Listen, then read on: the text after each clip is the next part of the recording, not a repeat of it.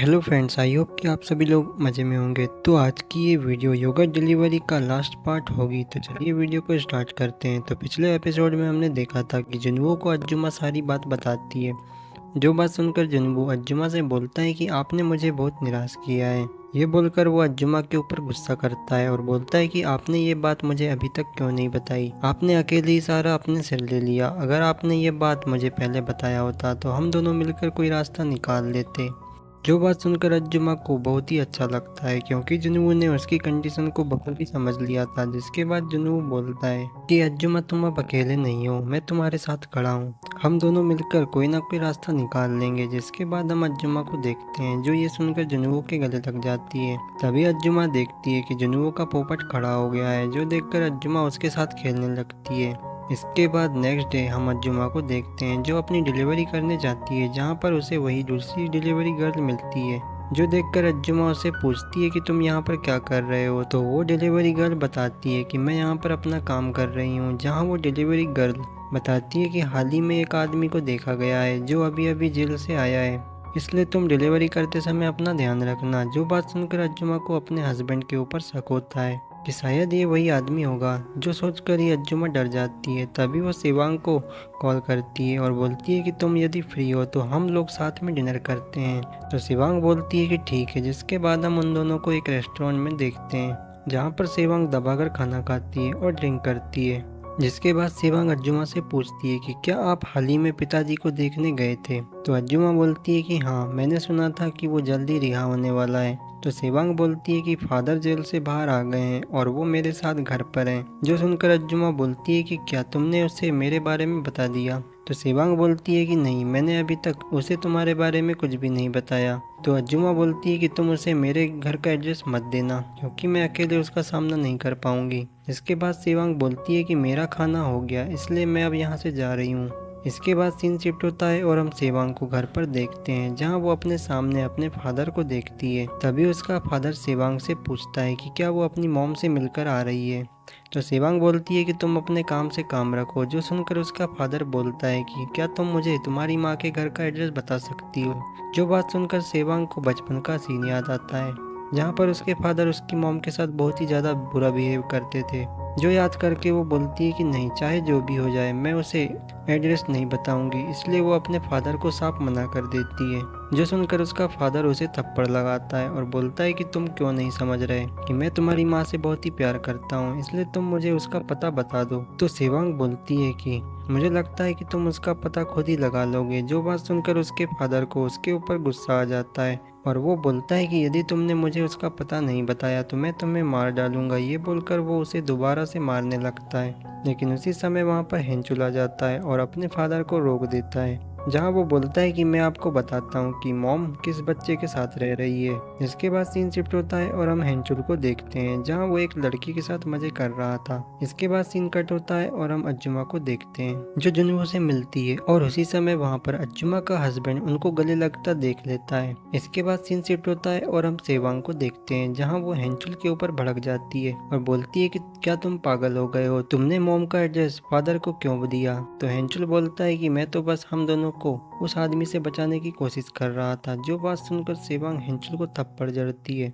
और बोलती है कि तुम अपनी मॉम के साथ ऐसा कैसे कर सकते हो। तो हेंचुल बोलता है कि आखिर वो हमारी मॉम कैसे हो सकती है, उसे तो बस अपनी पड़ी है, उसे हमारी कोई भी चिंता नहीं है। जो सुनकर शिवांग बोलती है कि तुमको अपनी आंखें खोलनी पड़ेगी, तुम कब तक ऐसे ही जीते रहोगे। जो सुनकर हेंचुल बोलता है कि हाँ, मुझे ऐसा नहीं करना चाहिए था, लेकिन क्या तुम्हें पता है कि जब फादर बचपन में मॉम के साथ मजे करते थे, उस समय तुम बहुत ही रोया करती थी।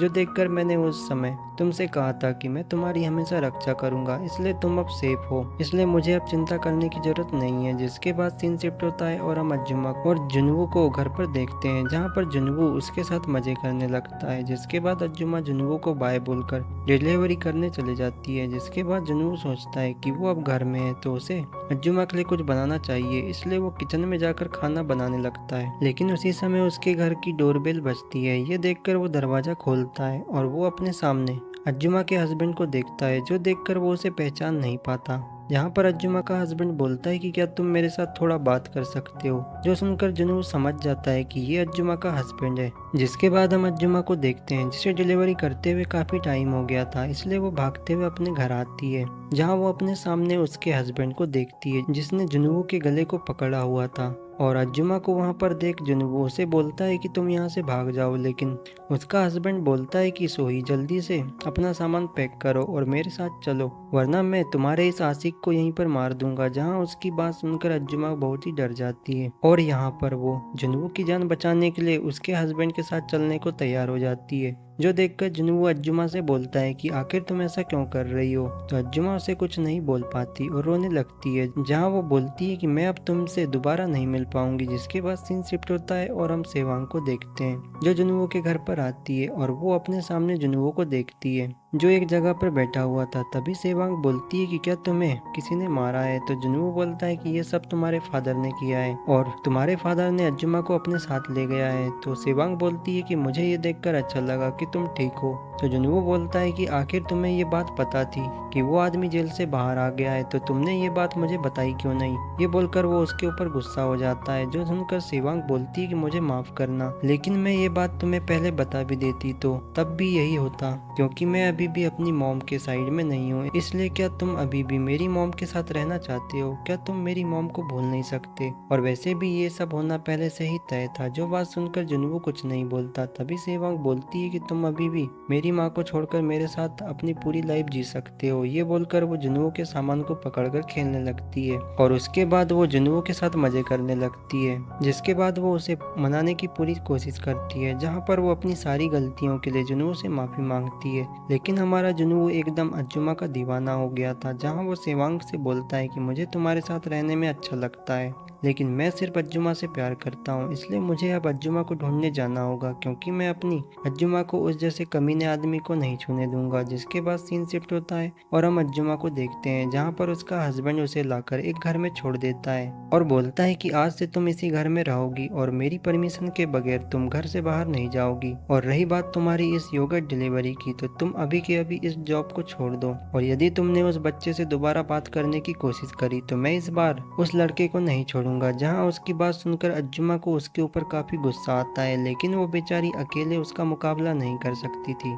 जहां पर तभी उसका हस्बैंड बोलता है कि मैं चाहता हूं कि हम सभी लोग दोबारा से एक साथ परिवार बनकर रहें। ये बोलकर वो अज्जुमा को जोरदार किस करता है और वो अज्जुमा के कपड़े निकालकर उसकी लेने ही वाला होता है, लेकिन तभी वहां पर कोई डोर बेल बजाता है, जहां गेट पर हम उस दूसरी डिलीवरी गर्ल और उसके साथ रोमी को देखते हैं, जो दरवाजा नॉक करके बोलती है कि हम कुछ न्यू प्रोडक्ट बेचने के लिए आए हैं, इसलिए क्या आप इन्हें देख सकते हैं। जो बात सुनकर अज्जुमा का हस्बैंड अज्जुमा के मुंह को बंद कर देता है और बोलता है कि नहीं, मुझे तुमसे कुछ भी नहीं लेना, इसलिए तुम यहाँ से चले जाओ। जो बात सुनकर उस डिलीवरी गर्ल को लगता है कि शायद यहाँ पर कुछ गड़बड़ है, लेकिन तभी रोमी बोलती है कि चलो हमें यहाँ से कहीं दूसरी जगह जाना चाहिए। और तभी हम अंदर अज्जुमा को देखते हैं, जो उसके हस्बैंड के हाथ को काट देती है और जोर से चिल्लाती है, जो सुनकर वे दोनों को लगता है कि अंदर जो आदमी है उसने किसी लड़की को किडनैप किया है। ये देखकर वे लोग गेट को तोड़ने की कोशिश करते हैं, जो देखकर अज्जुमा का हस्बैंड वहाँ से भागने लगता है। ये देखकर वो डिलीवरी गर्ल उसको पीछे से आकर पकड़ लेती है और वो रोमी को उसे मारने के लिए बोलती है, जो सुनकर रोमी उसे मारने जाती है, लेकिन वो आदमी रोमी को ही बहुत ही गंदी तरीके से लात मारता है,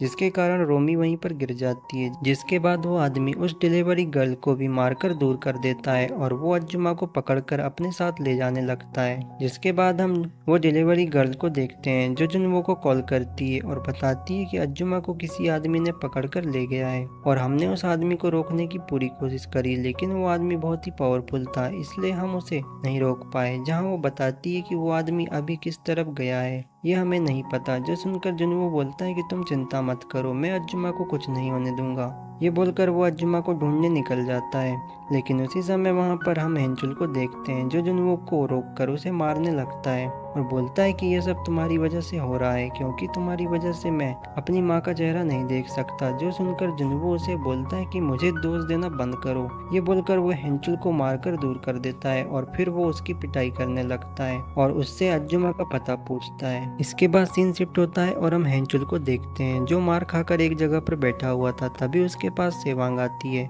जो देखकर हेंचुल बोलता है कि तुम यहाँ पर क्या कर रही हो।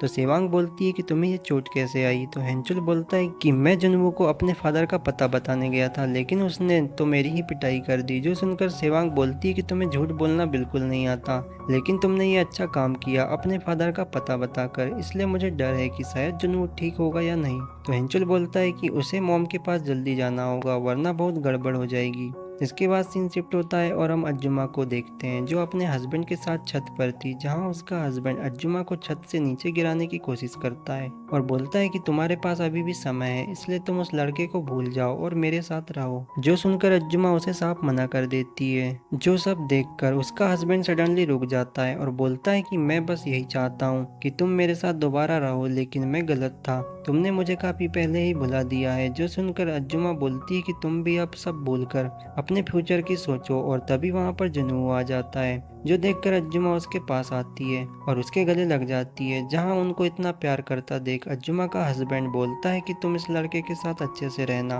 और मेरे जैसे आदमी को जीने का बिल्कुल भी हक नहीं है। ये बोलकर वो छत से कूदने वाला होता है, जो देखकर अज्जुमा डर जाती है, लेकिन तभी जुनू आकर उसे पकड़ लेता है और उसे बचा लेता है। जो देखकर अज्जुमा खुश हो जाती है और उसके गले लग जाती है। इसके बाद हम नेक्स्ट मॉर्निंग का सीन देखते हैं, जहाँ पर हम अज्जुमा को देखते हैं जो जुनू के साथ सुबह सुबह मजे करने लगती है। जहाँ पर जुनू अज्जुमा के साथ बिताए हुए लम्हों को याद करता है और बोलता है कि मैंने इसकी शुरुआत अपने बदले के लिए किया था, लेकिन मुझे धीरे धीरे तुमसे लव हो गया। जो सुनकर अज्जुमा बोलती है कि अब हमें कोई भी अलग नहीं कर सकता। इसके बाद सीन शिफ्ट होता है और हम रोमी और उस डिलीवरी गर्ल को देखते हैं, जहाँ वे दोनों अपने काम पर निकलते हैं। तभी डिलीवरी गर्ल बोलती है कि अब हमारी कंपनी में मेल लोगों को डिलीवरी के लिए रखा जा रहा है। तभी वो अज्जुमा के हस्बैंड को इंटर्न बोलकर बुलाती है, जहां हम अज्जुमा के हस्बैंड को देखते हैं जो कि योगर्ट डिलीवरी कंपनी में शामिल हो गया था। तभी वो डिलीवरी गर्ल बोलती है कि तुम काफी स्लो हो और अगर तुम ऐसे ही रहे तो अपना काम कैसे करोगे।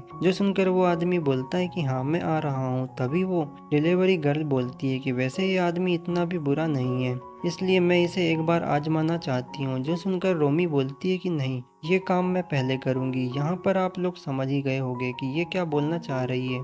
इसके बाद हम अज्जुमा के हस्बैंड को देखते हैं जो जाते हुए सेवांग को देखता है। तो सेवांग बोलती है कि तुम्हें तुम्हारी इस दूसरी लाइफ के लिए गुड लक। इसके बाद हम अज्जुमा और जुनू को देखते हैं जो अज्जुमा के साथ अपने घर जा रहा था, जहां वो बताता है कि वो अपने माता पिता को अज्जुमा से मिलवाने के लिए ले जा रहा है। और इसी शानदार सीन के साथ ये स्टोरी यहीं पर एंड हो जाती है। तो आपको ये स्टोरी कैसी लगी कमेंट करके ज़रूर बताएं। और मुझे लगता है कि इसकी आगे की स्टोरी भी बहुत जल्द आएगी, इसलिए आप इस चैनल को सब्सक्राइब कर लीजिए, क्योंकि मैं ऐसे ही मज़ेदार स्टोरी को इस चैनल पर अपलोड करता हूँ। और मैं आपको बताना चाहता हूँ कि मैं इसी तरह की 2 और स्टोरी को बहुत ही जल्द इस चैनल पर अपलोड करने वाला हूँ। तो तब तक के लिए धन्यवाद। तो मिलते हैं इसके नेक्स्ट एपिसोड में।